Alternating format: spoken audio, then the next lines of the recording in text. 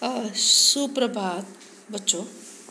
बच्चों, हम लोग पाठ क्या निराश हुआ जाए उस पाठ के हम पेज नंबर 8 पर हम चर्चा उसके अंदर पार्ट 1 कर चुके और पार्ट 2 करने जा रहे हैं।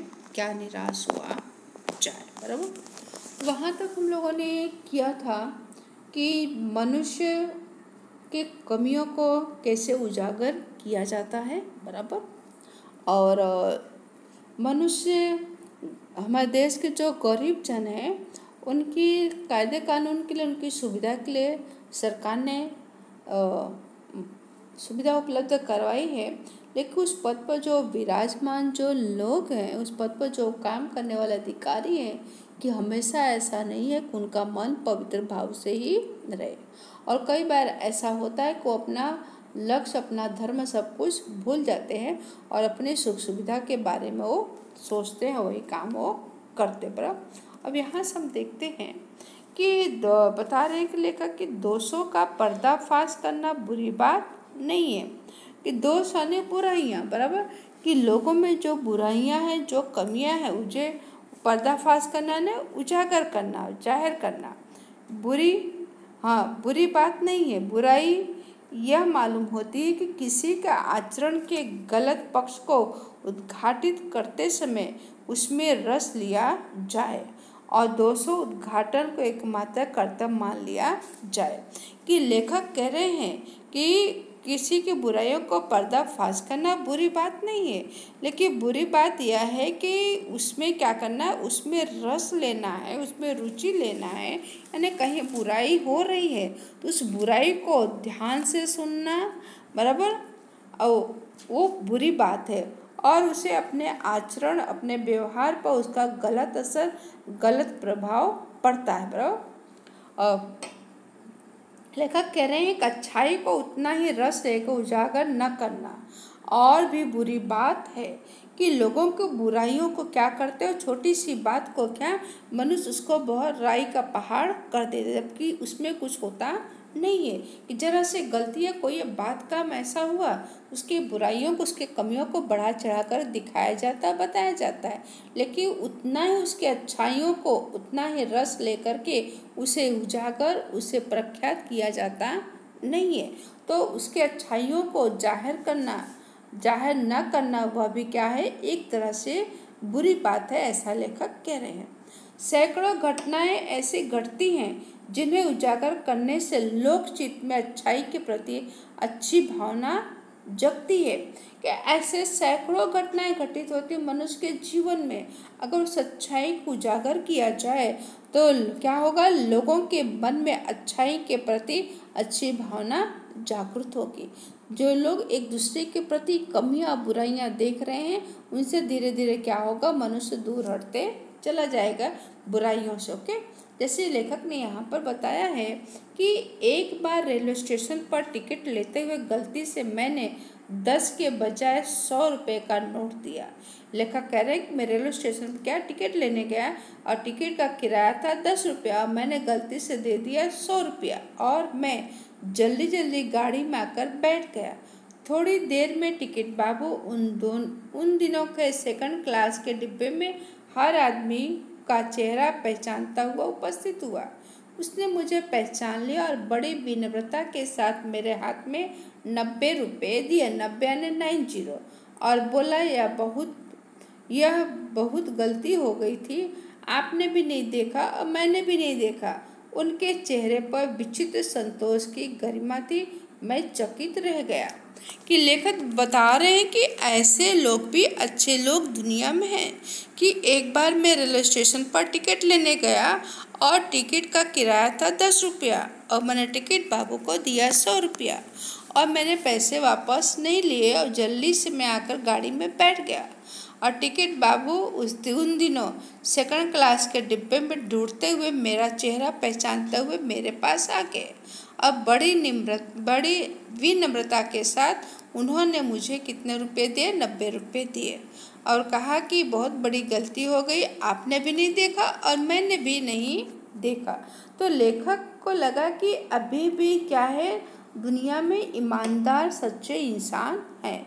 और ऐसे व्यक्ति को देखकर लेखक चकित में रह गए, आश्चर्य में पड़ गए।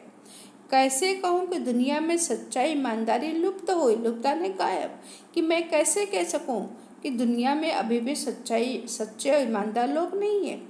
वैसी अनेक अवांछनीय घटनाएं भी घटित होती रहती हैं कि जीवन में ऐसे न जाने कितनी धोखेबाज घटनाएं घटित होती रहती, परंतु यह घटना ठगी और वंचना की अन्य घटनाओं से अधिक शक्तिशाली है। कि ऐसी भी घटनाएं जो होती है, ठगी डकैती, इनसे भी घटनाएं क्या होती है, और भी अधिक शक्तिशाली घटनाएं होती है और उनको मजबूत आकार स्वरूप दे दिया जाता है।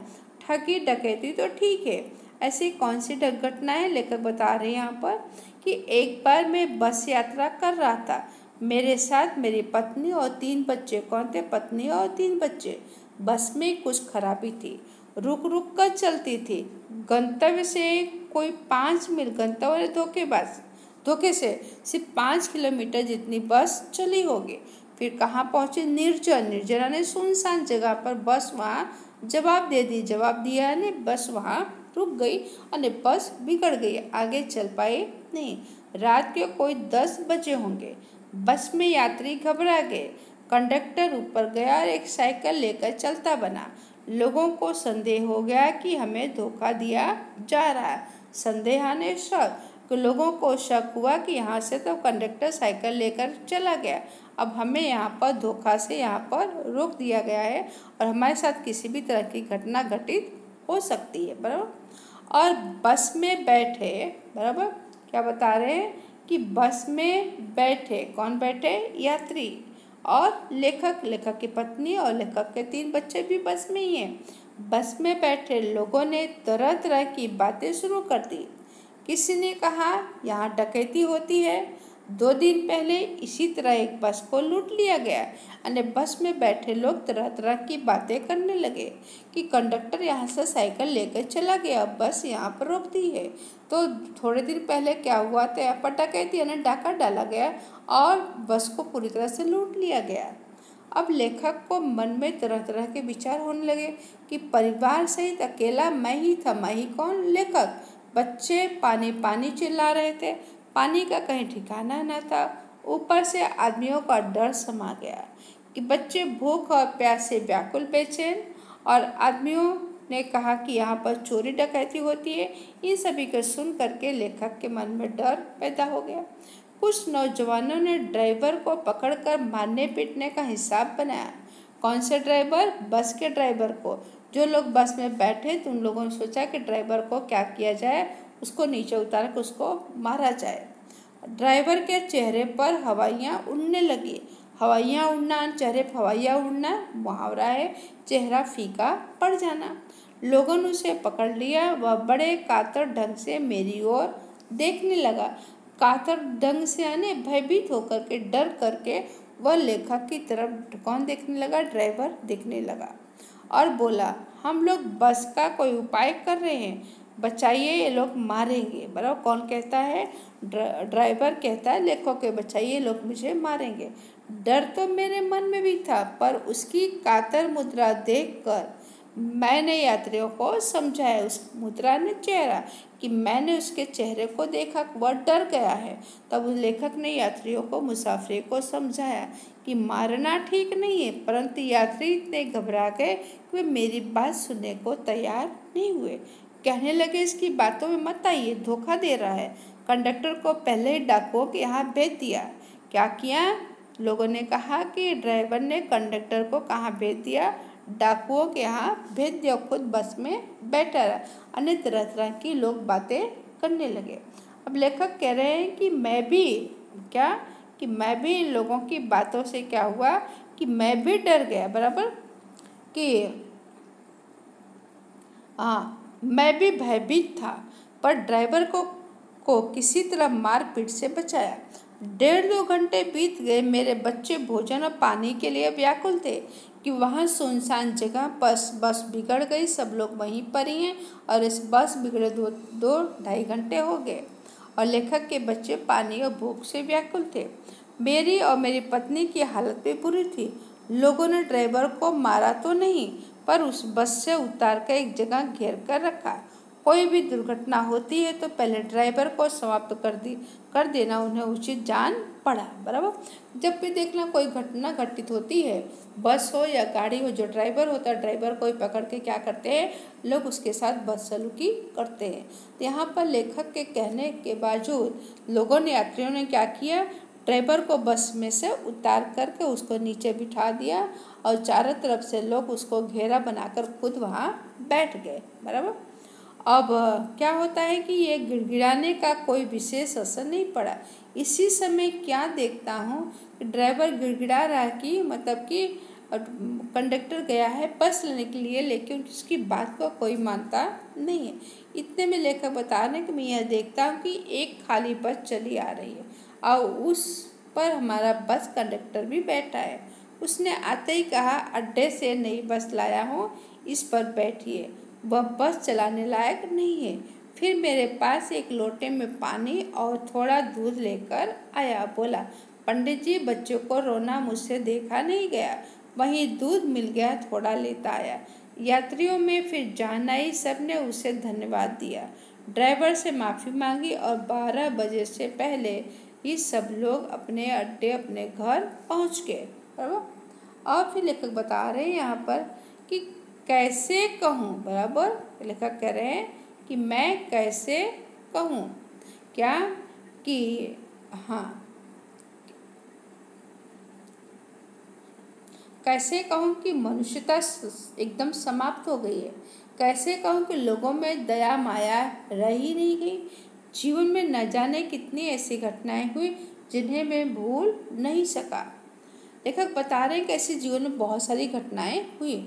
कह रहे हैं कि ठगा भी गया, लोगों ने मुझे ठगा, धोखा भी दिया, धोखा भी खाया, परंतु बहुत कम स्थलों पर विश्वासघात नाम की चीज मिलती है। कि कई जगहों पर क्या हुआ, विश्वासघात भी हुआ। केवल उन्हीं बातों का हिसाब रखो जिनमें धोखा खाया है। जो जीवन कष्टकर हो जाएगा, परंतु ऐसी घटनाएं भी बहुत कम नहीं है। ऐसी भी घटनाएं होती है जिससे जीवन क्या होता है, कष्टदायक बन जाता है। जब लोगों ने अकारण सहायता की, निराश मन को ढाढ़स दिया, ढाढ़स यानी आश्वासन, संतोष यानी तसल्ली दिया, बराबर, और हिम्मत बधाई। तो यहाँ पर कवि रविन्द्रनाथ ठाकुर ने अपने एक प्रार्थना गीत में भगवान से प्रार्थना की थी, संसार में केवल नुकसान ही उठाना पड़े, धोखा ही खाना पड़े, तो ऐसे अवसरों पर हे प्रभु मुझे ऐसी शक्ति दो कि मैं तुम्हारे ऊपर संदेह ना करूं। किसने कहा, कविवर रविन्द्रनाथ ठाकुर ने कहा था अपने प्रार्थना गीत में कि हे प्रभु, संसार में केवल नुकसान उठाना पड़े या किसी भी तरह का धोखा मुझे खाना पड़े, कि ऐसे समय में आप मुझे क्या देना, शक्ति देना, ताकत देना, जिससे मैं आप पर संदेह या शंका ना करूं। मनुष्य की बनाई विधियां गलत नतीजे तक पहुंच रही हैं। लेखक बता रहे हैं कि मनुष्य जो रीति रिवाज, जो कायदे कानून बनाए हैं, वो गलत तरीके से पहुंच रही है। बराबर, तो इन्हें बदलना होगा। वस्तुतः आए दिन इन्हें बदला ही जा रहा है, लेकिन अब भी आशा है कि ज्योति बुझी नहीं है, कि मनुष्य द्वारा बनाए गए रीति रिवाज, कायदे कानून उन तक क्या पहुंच रही हैं, लेकिन उन्हें भी बदलना बहुत ज़रूरी है और बदला भी जा रहा है। लेकिन फिर भी क्या है, ज्योति बुझी नहीं है, लेकिन फिर भी लोगों के अंदर आशा की उम्मीद जगी हुई है। महान भारतवर्ष को पाने की संभावना बनी हुई है, बनी रहेगी।